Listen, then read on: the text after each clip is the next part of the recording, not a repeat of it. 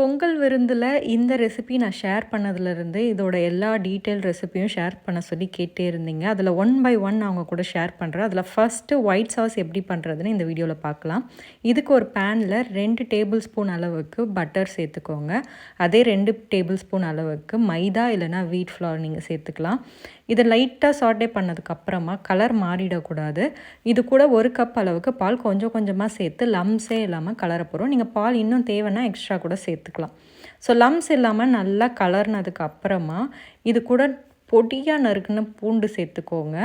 பூண்டு சேர்த்ததுக்கப்புறமா ஆரிகானோ, அது கூடவே பெப்பர் பவுடர், கொஞ்சமாக தேவையான அளவுக்கு உப்பு சேர்த்து நல்லா கலந்து விட்டுருங்க.